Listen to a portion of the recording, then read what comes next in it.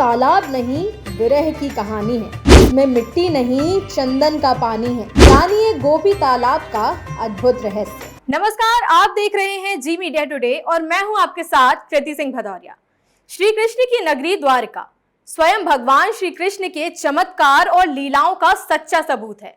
द्वारका नगरी की रज भी भगवान श्री कृष्ण के अलौकिक रूप का वर्णन करती है। आज आपको एक ऐसे ही अद्भुत तालाब के बारे में बताएंगे जो द्वारका में गोपियों के प्रेम का प्रतीक है।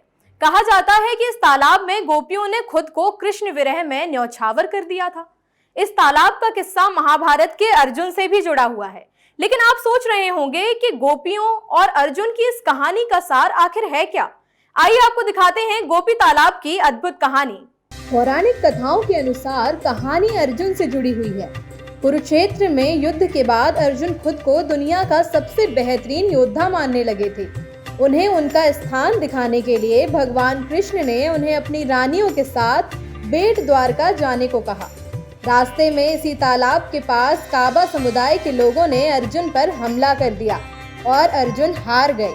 रानियों को इस बात का सदमा लगा और वे इसी तालाब में मर गईं। इसलिए इसे गोपी तालाब कहते हैं।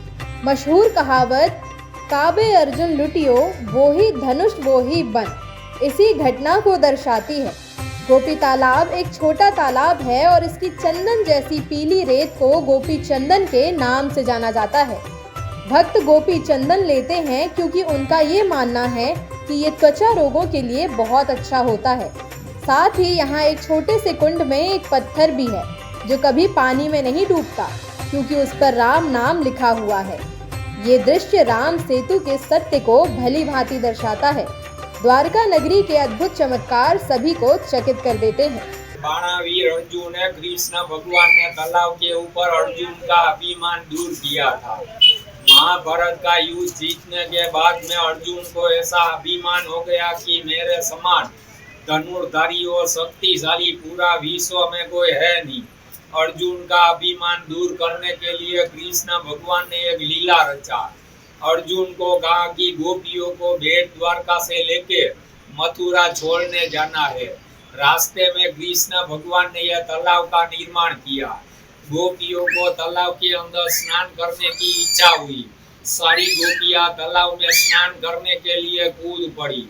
तब कृष्ण भगवान ने अर्जुन का अभिमान दूर करने के लिए यहाँ गोपी तालाब के ऊपर अपने दोनों हाथों के मेल से भील लोगों को उत्पन्न किया।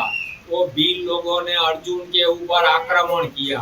अर्जुन ने अपना गांडीव धनुष निकाला लेकिन चला नहीं। अर्जुन का शक्ति भगवान ने खींच लिया, इसीलिए भील लोगों ने अर्जुन को लूट लिया। दूसरी मान्यता के अनुसार द्वारका चले जाने के बाद भगवान कृष्ण से अलग होने का दुख सहन न कर पाने की वजह से गोपियां उन्हें देखने इस स्थान पर आई थीं, जहां भावना से अभिभूत होकर वे धरती में समा गईं और कृष्ण में विलीन हो गईं। इसी घटना के बाद इस स्थान को गोपी तालाब के नाम से जाना जाने लगा, जिसके आसपास की मिट्टी को गोपी चंदन कहा जाता है, जो अत्यधिक पवित्र मानी जाती है और भक्तों द्वारा इसे तिलक के रूप में उपयोग किया जाता है। धार्मिक और सांस्कृतिक दृष्टिकोण से गोपी तालाब का अत्यधिक महत्व है। ये तालाब भगवान कृष्ण और गोपियों की प्रेम और भक्ति का प्रतीक है। यहाँ पर हर साल कई धार्मिक अनुष्ठान और त्योहार आयोजित किए जाते हैं, जिनमें भगवान कृष्ण से जुड़ी कथाओं और भजनों का गायन होता है। तालाब के पानी को पवित्र माना जाता है और भक्तजन इसे अपने घरों में ले जाकर पूजा भी करते हैं। इसके साथ ही इस स्थान पर श्री कृष्ण जन्माष्टमी भी बड़े हर्षोल्लास के साथ मनाई जाती है। भगवान श्री कृष्ण और गोपियों के प्रेम को समर्पित इस तालाब का द्वारका में अपना एक अलग स्थान है। इसके पवित्र जल, धार्मिक कथाओं और सुंदर वातावरण के कारण ये स्थान विशेष महत्व रखता है।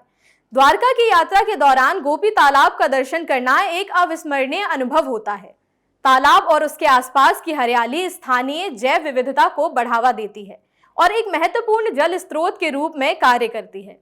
तालाब का सौंदर्य और शांति पर्यटकों को आकर्षित कर लेती है, जिससे स्थानीय पर्यटन को बढ़ावा मिलता है। फिलहाल के लिए इतना ही। ऐसे ही अद्भुत इतिहास जानने के लिए आप देखते रहिए जी मीडिया टुडे।